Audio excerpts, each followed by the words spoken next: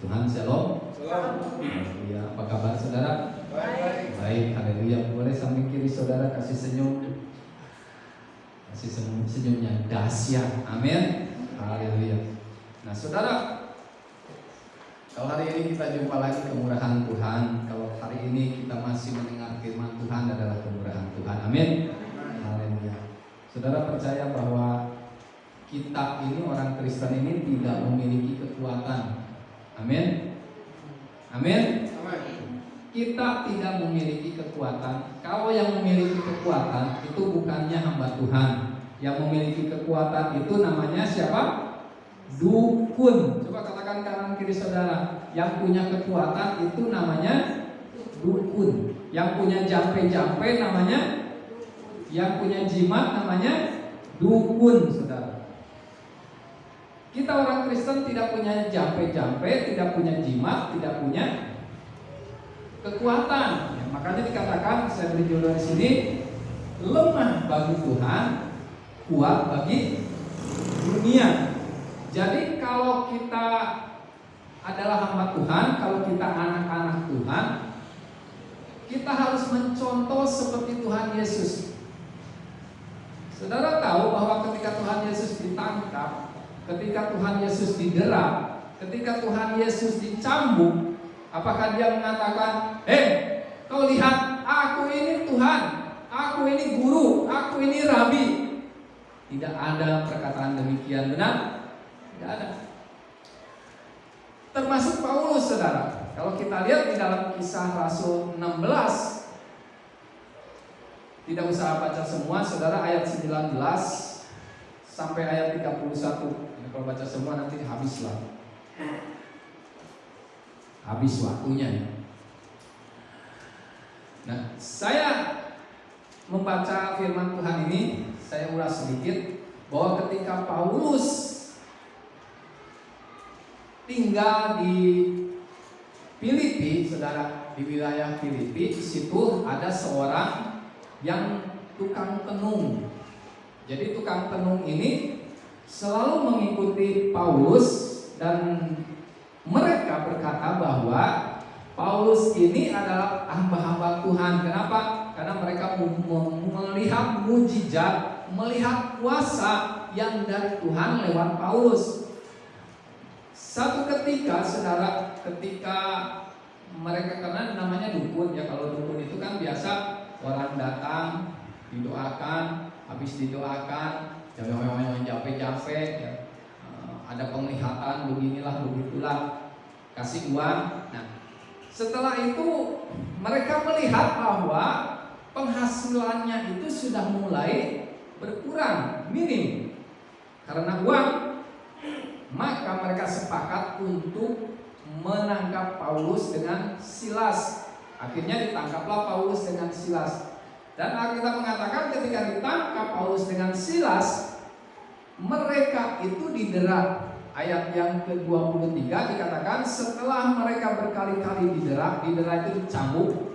Ya, hukuman di sana selalu cambuk, saudara, karena mereka mungkin ya hukuman dari adat istiadat begitu ya, dicambuk. Terus di situ dilemparkan ke dalam penjara. Maka diperintahkan kepada kepala penjara itu untuk menjaga mereka dengan sungguh-sungguh. Apa yang dilakukan oleh Paulus waktu itu, saudara?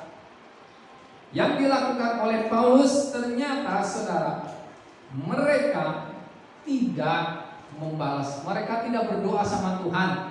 Tuhan, tolong, ini hambamu dilecehkan, disiksa, dicambuk, sekarang dimasukkan ke dalam penjara oleh karena nama Tuhan.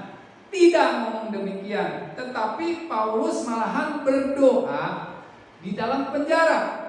Ayat 25 dikatakan, tetapi kira-kira tengah malam Paulus dan Silas berdoa. Kira-kira apa yang didoakan? Apa yang didoakan, saudara? Saya percaya yang didoakan itu adalah mereka yang membenci Paulus. Karena Paulus mencontoh dari Tuhan Yesus. Tuhan berkata begini, Matius 5 ayat 44. Kalau kita lihat, ini perkataan Tuhan Yesus ya. Matius 5 ayat 44, saudara. Ini harus menjadi contoh bagi kehidupan kita. Matius 5 ayat 44 dikatakan begini. Tetapi aku berkata kepadamu, siapa yang berkata? Tuhan Yesus, aku berkata kepadamu, kasihilah musuhmu dan berdoalah bagi mereka yang kira-kira susah kok gampang? Susah kok gampang? Susah. Pendeta saja saudara, kalau didera, jangankan didera, kalau dihina saja tidak terima, benar? Lu siapa? Beta siapa? Lu macam-macam. Beta ini sudah pendeta, lu tahu tidak? Wow. Saudara lihat, Paulus tidak ngomong demikian. Paulus berdoa, saya percaya doanya yaitu mengatakan, Bapa ampunilah mereka. Sulit, sangat sulit. Makanya orang-orang yang Kristen selalu mengatakan begini, kamu ini menyembah Tuhan, tahu tidak Tuhanmu itu apa? Kok Tuhanmu bisa ditangkap? Kok Tuhanmu bisa dicambuk? Kok Tuhanmu bisa naik ke tiang gantungan, ke tiang salib? Kok Tuhanmu tidak berdaya? Apa yang harus kita omongin saudara? Kalau yang bukan Kristen banyak sekarang di YouTube, di TikTok saudara, ngakunya Tuhan, ditangkap saja tidak bisa apa-apa. Ngakunya Tuhan, digantung di tiang salib, tidak bisa apa-apa. Tetapi saudara tahu, ketika Yesus ditangkap, dia di dalam kelemahan. Ketika Yesus digantung di atas kayu salib, dia dalam kelemahan secara tubuh. Tetapi rencananya apa saudara? Misinya apa? Untuk bisa mengalahkan maut. Karena apa saudara? Maut, kematian dan maut itu sama-sama. Kalau orang itu tidak mati, dia tidak bisa merasakan yang namanya kematian. Benar? Kalau kita belum mati bisa merasakan kematian tidak? Tidak bisa. Makanya kita mengatakan ketika dia mati, sebenarnya dia bukan kalah. Sebenarnya dia bukan lemah. Menurut kacamata dunia dia lemah. Tetapi saudara lihat, ketika dia lemah menurut pandangan jasmani, ternyata ada satu visi, yaitu dia harus mati. Dia harus mengalahkan dulu maut. Sehingga kalau dia mengalahkan maut, dia bangkit, dia hidup. Dan sampai hari ini dia hidup. Berarti dia itu lemah apa kuat? Kuat. Ya, dia itu kuat. Dia tidak dikalahkan oleh kematian. Dia tidak dikalahkan oleh maut. Karena kita mengatakan bahwa, hai maut, di manakah sengatmu? Siapa nabi yang ngomong demikian? Siapa yang berani? Nabi-nabi yang besar, nabi-nabi siapapun juga tidak pernah ngomong demikian. Hai maut, di manakah sengatmu? Karena semua nabi mengalami kematian. Orang yang mengalami kematian mati terus, tetapi dia mengatakan bahwa di dalam kematian memang ada maut. Maut itulah yang dikalahkan sehingga dia boleh bangkit. Demikian juga Paulus, saudara. Saya katakan bahwa Paulus ini luar biasa mencontoh dari Tuhan Yesus. Kita juga harus mencontoh dari Tuhan Yesus. Amin. Akhir-akhir ini kan saudara lihat, ada seorang ya, di YouTube ini kan banyak ya, yang namanya Muhammad Kece, saudara. Muhammad Kece ini ditangkap karena ya entahlah ya, karena membeberkan sesuatu agama begitu, dianggap merecehkan, terus ditangkap. Habis ditangkap di penjara, saudara, habis di penjara, di dalam penjara itu sudah siap bodyguard termasuk jenderal yang korupsi itu tangkap, dia habuk 1,5 jam kalau tidak salah ceritanya. Terus di tamplo apa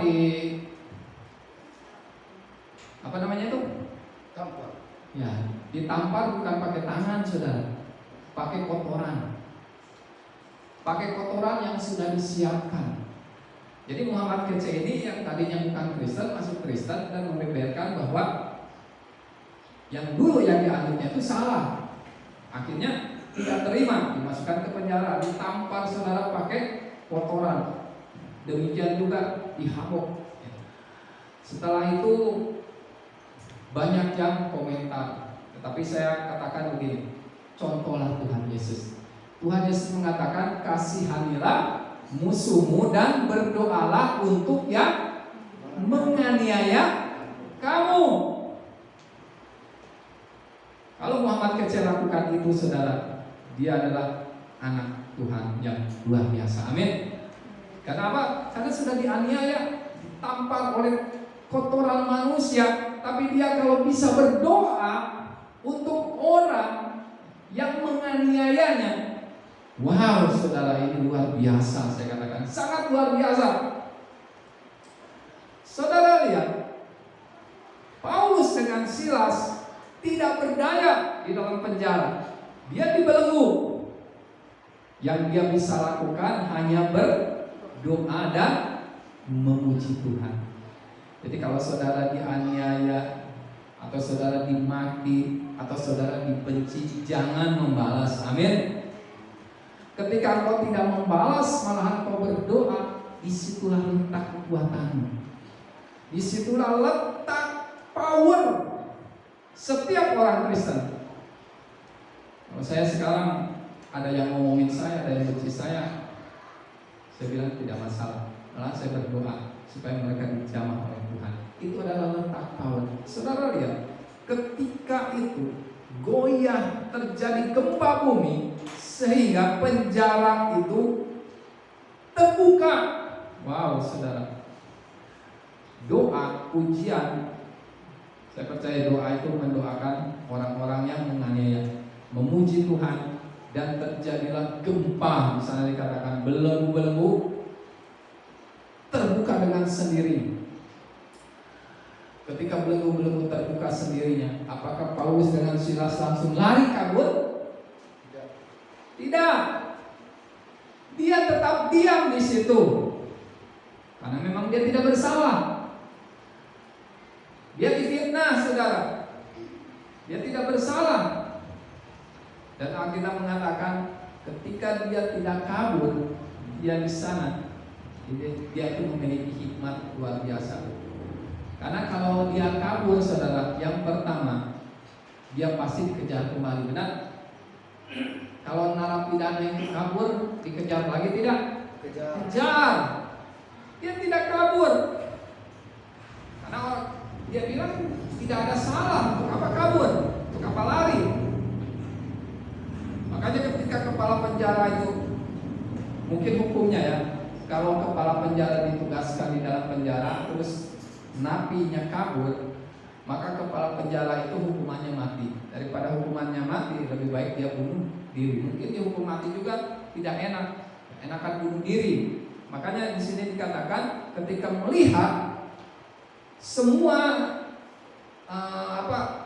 jeruji, ya, semua besi-besi itu terbuka, saudara, dia kaget. Wah, jangan-jangan nih Paulus Silas ini sudah lari, sudah kabur, maka dia mau bunuh diri. Dan Alkitab mengatakan Paulus berseru, berteriak dengan suara nyaring, jangan, ayat 28, jangan celakakan dirimu, sebab kami semua masih ada. Dan akhirnya saudara lihat, Paulus bisa memberitakan firman Tuhan kepada kepala penjara dan semua yang menjaga di situ. Ini luar biasa, saudara. Saya percaya hamba-hamba Tuhan akan dilindungi oleh Tuhan. Amin. Saudara, kalau kita lihat di dalam Kisah 28, ini kisah Paulus. Di hari ini tentang Paulus. Paulus ini dikatakan Paulus ini lemah. Di hadapan Tuhan itu dia lemah. Karena kalau dia kuat pasti dia membela Tuhan. Bukan Tuhan yang membela dia. Tetapi di hadapan dunia dia ini luar biasa, saudara. Di dalam Kisah Rasul ayat Kisah Rasul 28, sebelumnya ini 27 ini begini ya.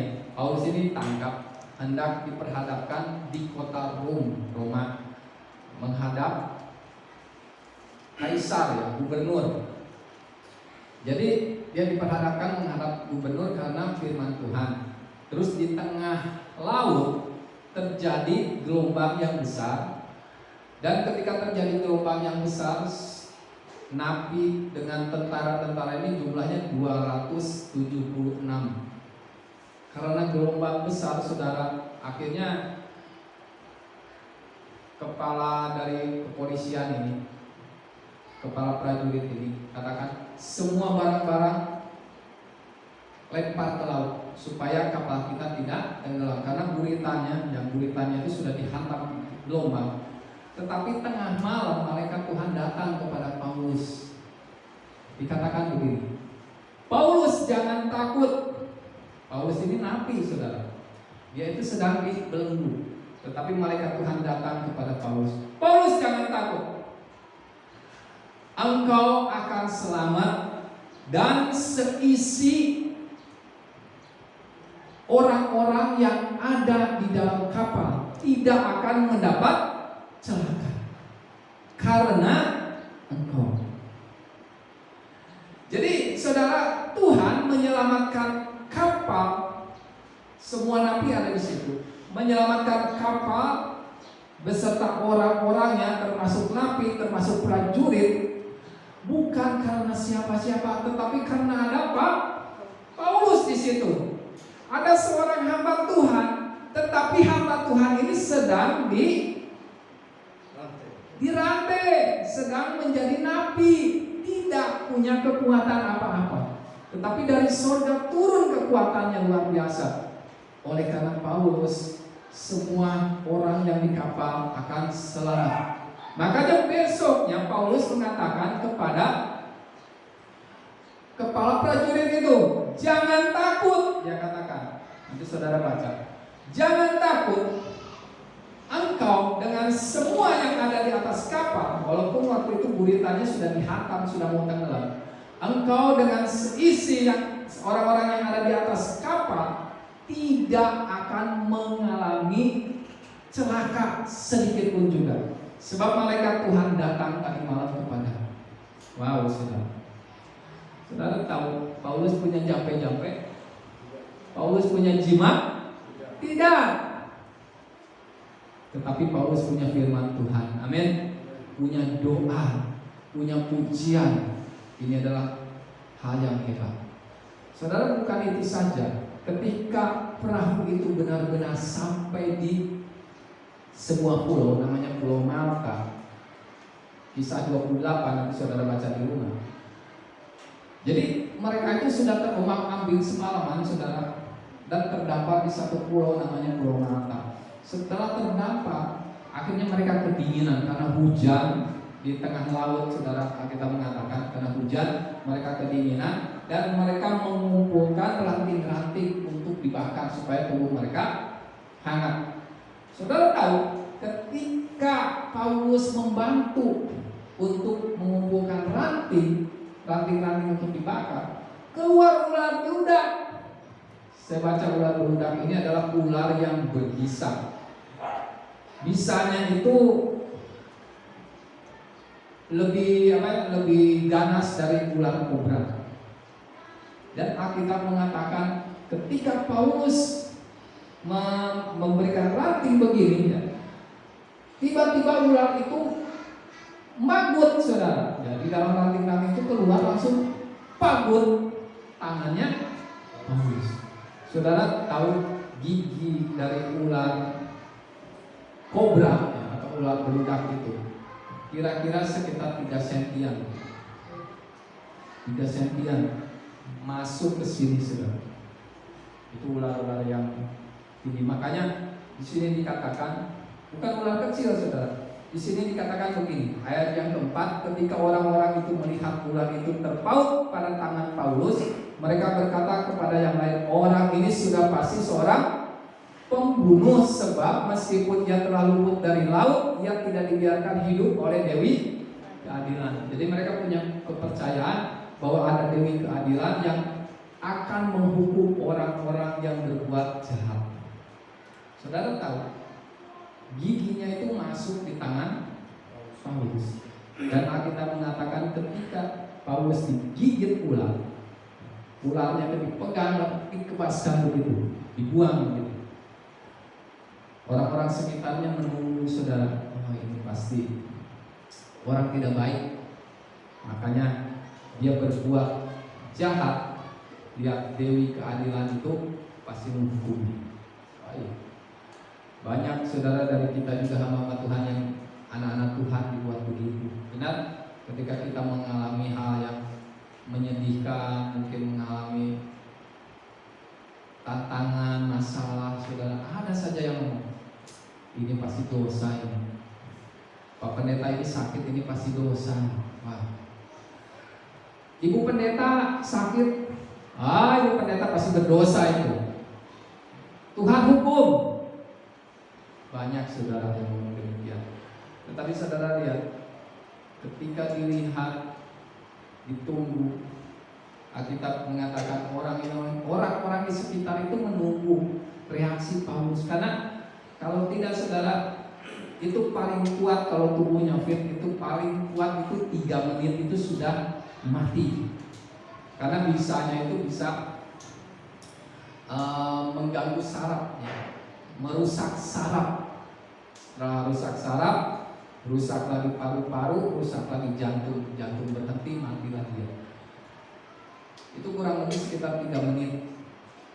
Tapi saudara, waktu ditunggu, Alkitab mengatakan, dilihat tangan yang digigit tidak bengkak dan tidak merasakan apa-apa yang dirasakan oleh Paulus. Wow, ini luar biasa saudara.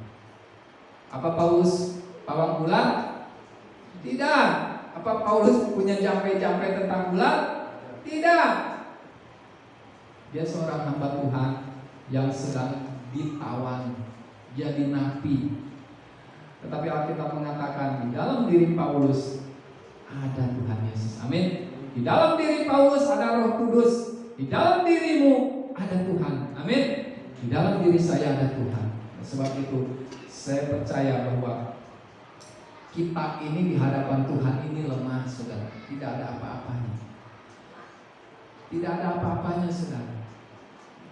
Tetapi di hadapan di dunia, di dalam dunia, wow, dia seorang hamba Tuhan yang diberkati oleh Tuhan.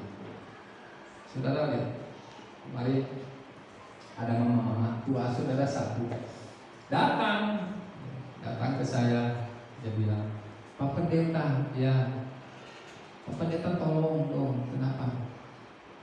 Saya urus tanah katanya, mau jual tanah mungkin, mau urus administrasinya, tapi masih kurang uang. Dikiranya Pak Pendeta ini banyak uang, saudara. Dia bilang begini, kurang uang 500.000. Loh, kenapa datang ke saya kalau kurang uang? Tolong Pak Pendeta pinjam dulu. Saya bilang, aduh minta maaf Pak Mas, saya tidak ada uang 500.000, saya tidak ada uang. Dia tidak percaya saudara, saya tidak punya uang. Jadi harusnya saya itu punya uang terus gitu. Pak Pendeta ini masa tidak ada uang? Iya, saya bilang saya tidak ada uang. Betul, saya tidak ada uang. Kalau ada uang, saya bilang ada uang. Kalau tidak ada uang, mau bilang apa? Kalau saya bilang ada uang, berarti saya bohong begitu. Saya tidak ada uang, saya bilang. Jadi nganggap saya ini pasti ada uang gitu. Bilang, aduh, saya berpikir gitu.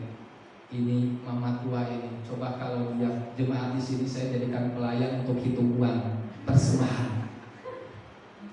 Saya bilang begitu, hitung itu uang persembahan setiap minggu berapa?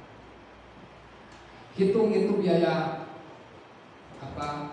Buat beli air tangki. Air tangki saja istri saya yang biasa bayar ini dia bilang 1 bulan itu bisa 4 kali. Kali 75 saudara berapa? 300. Biaya listrik saja kurang lebih 200.000, sudah 500. Makan minum setiap hari 3 orang bersama. Kalau ada tamu segala macam, kan ini gereja, ada tamu pasti dikasih makan minum, benar? Siapa yang namun di sini tidak pernah, ya kecuali kalau langsung pulang. Yang kalau yang duduk, siapa yang tidak pernah dikasih kue atau dikasih makan? Tidak ada. Datang ke gereja duduk. Kalau ada makanan pasti dikasih makan. Kalau ada minuman, kopi, apa gula itu pasti dikasih, ditawarin. Biaya sehari-hari, wifi, saya hitung-hitung biaya semua 4 juta 1 bulan. Itu biaya operasional. Kalau kami digaji siapa? Tidak ada digaji. Tapi orang-orang melihat kami ini punya duit terus, punya uang terus, saya heran. Kalau gereja tradisional sih digaji, tidak apa-apa pendetanya. Itu tidak dengan operasional gereja, gaji pendetanya saja saya dengar itu antara 7 sampai 10 juta, saudara. Kami digaji berapa, saudara? Boleh hitung setiap persembahan. Ini mama tidak percaya, ini mama tua ini. Turun lagi dari 500 ke 300, saudara. 300 saja katanya Pak Pendeta. Aduh mama, saya tidak ada uang, saya bilang. Betul, tidak ada uang. Saya bilang begini, mama, coba mama itu gerejanya di mana? Oh, saya gerejanya di sana. Wah, itu gereja besar mama. Ya, gereja besar, jemaat banyak, full, bukan banyak lagi, sampai keluar-luar ini jemaat. Saya bilang, coba mama ke pendetanya, mama ke gembala, mama pergi ke gembala, minta tolong, gitu. Ini urgent, ini darurat, mau urus surat, begitu. Pasti kalau dia seorang hamba Tuhan pasti kasih. Kalau jemaat banyak, mama, saya percaya dia pasti tiap bulan itu dapat gaji itu pasti 10 juta itu ada di tangannya. Itu gaji saja toh, bukan dengan segala macam. Untuk gereja, urusan gereja operasional itu pasti sudah ditanggung gereja. Coba mama ke sana. Dia begini. Kenapa disuruh ke pendetanya, ke gembalanya tidak mau? Heran saya. Kok datang ke sini? Dia tidak percaya lagi saya tidak punya uang. Heran memang. Jadi saya bilang begini, saya tidak punya uang. Tetapi yang saya pikir yang setiap bulan, saya pikir begini, Tuhan, kok ya, kalau dihitung-hitung itu tidak mencukupi antara langit dengan bumi, saudara. Antara bumi dengan langit jauh. Tetapi Tuhan cukupkan. Ini aneh, saudara. Saya percaya kalau saya hitung pengeluaran saudara dengan pemasukan itu antara bumi dengan langit jauh. Kalau saya tidak hitung, saudara, dicukupkan. Aneh, saudara. Ini luar biasanya. Aneh, sampai hari ini kami dicukupkan, ya puji Tuhan. Kami tidak punya apa-apa, tetapi kami punya Tuhan yang kaya. Amin. Tuhan yang luar biasa, Tuhan yang membiayai kami, Tuhan yang tidak membiarkan kami kelaparan, Tuhan yang tidak membiarkan di dalam rumahnya Tuhan tidak ada makanan. Tidak, pasti ada makanan. Pasti, saudara. Saya percaya, saudara, kalau saudara menjadi anak-anak Tuhan, walaupun mungkin aduh Tuhan, kalau dihitung tidak cukup. Ya tidak cukup, ya tidak usah dihitung saja, saudara. Berdoa saja sama Tuhan, minta sama Tuhan, saya percaya Tuhan itu pasti memperhatikan saudara dan saya. Amin. Saya percaya itu. Kalau saudara lihat jemaat di tempat ini, bagaimana bisa membuat ini saudara? Berapa? Tidak ada. Artinya jemaat mana? Tidak ada. Tetapi kok ini bisa lebih bagus daripada sebelum seroja, benar? Saya kasih tahu, tidak ada bantuan dari pemerintah spesial dulu. 10.000 pun tidak ada masuk, tidak ada. Kalau fotonya sering, foto lagi, saudara. Datang dari kementerian, foto, tanda tangan, cap lagi. Sampai hari ini tidak ada, saudara. Tetapi Tuhan cukupkan. Amin. Saya percaya orang yang memberi di dalam gereja ini tidak akan kekurangan. Saya percaya, karena saya selalu berdoa Tuhan memberkati setiap pemberian. Kita selalu berdoa Tuhan berkati setiap pemberian yang masuk di tempat ini, yang bekerja di tempat ini. Saudara bisa lihat jemaat, tapi Tuhan cukupkan, bahkan Tuhan lebihkan. Amin. Paulus dengan Silas pun demikian. Paulus dengan Silas, saudara, tidak memiliki apa-apa. Dia seorang nabi. Kalau kepala prajuritnya dipatuk ular, saya percaya 3 menit dia langsung mati. Walaupun dia gagah, walaupun dia punya jabatan, walaupun dia punya uang, walaupun dia punya kekuasaan, dipatuk ular, mati. Amin.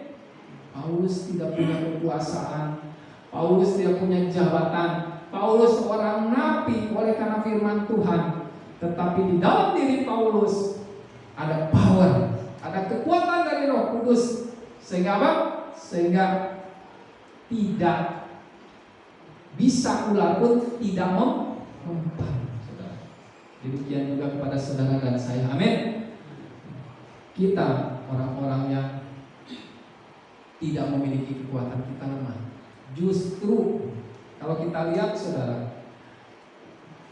kita lihat di dalam 1 Korintus saudara,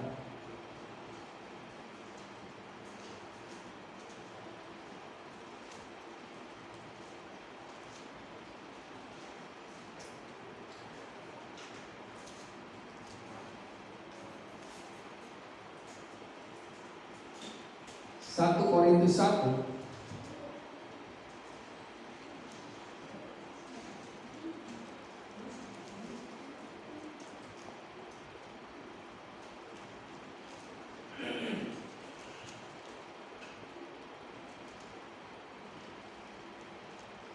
kita bisa baca ayat yang ke-20. Ayat yang ke-25 dikatakan begini, sebab yang bodoh dari Allah lebih besar hikmatnya daripada manusia, dan yang lemah dari Allah lebih kuat daripada manusia. Jadi Alkitab mengatakan begini, kalau kita di hadapan Tuhan selalu menunduk, selalu bilang Tuhan aku tidak berdaya, aku tidak punya apa-apa, kekuatan pun tidak ada. Kalau ada yang menghina saudara, yang membenci saudara, katakan tidak ada apa-apa kekuatan, saya hanya bisa berdoa saja. Justru itu manusia yang paling kuat, justru itu manusia yang paling hebat, Alkitab mengatakan. Oleh sebab itu dikatakan bahwa itulah kehebatannya orang Kristen. Kasihilah musuhmu dan berdoalah untuk orang yang menganiaya kamu. Berdoa. Tidak bisa saudara, nabi yang lain tidak ada yang ngomong demikian. Jangankan nabi, agama yang lain pun tidak ada saudara yang ngomong demikian. Mana agama yang ngomong demikian? Berdoa, mengasihi. Kata mengasihi itu berarti begini, orang yang membenci kepada kita, kita beri, kita perhatikan, kita beri, kita perhatikan.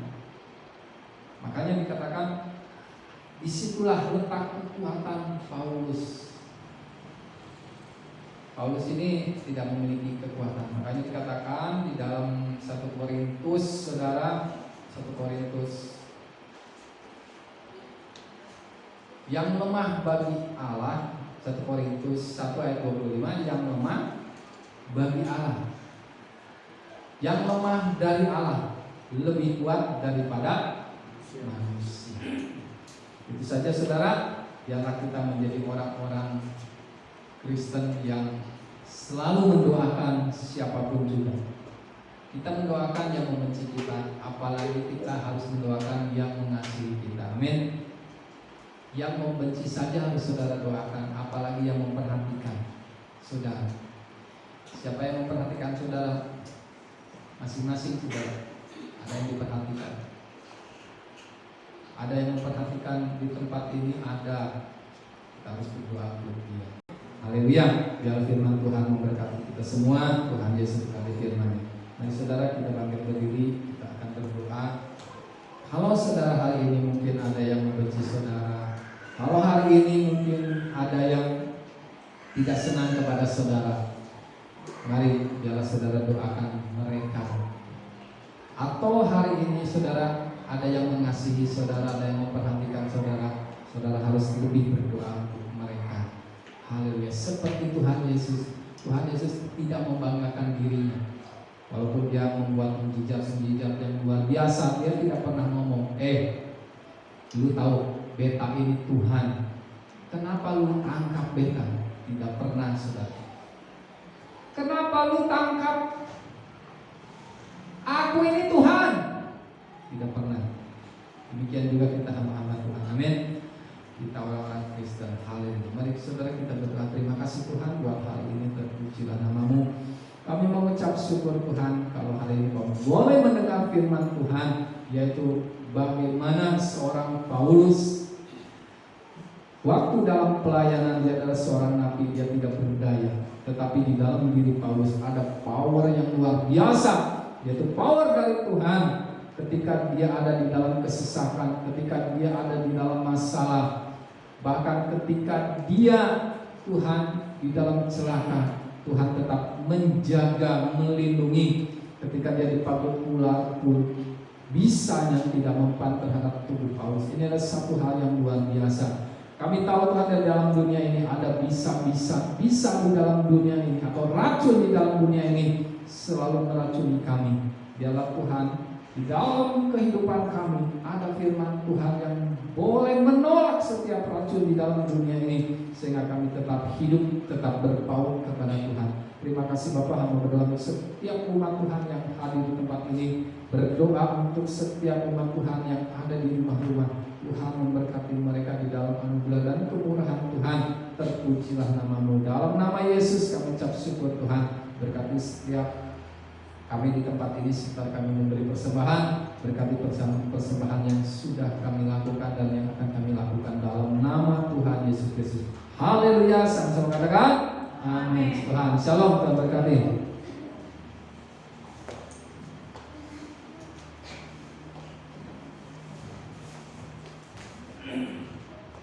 Baik, puji Tuhan, sudah saatnya untuk kita memberi persembahan. Mari sambil persembahan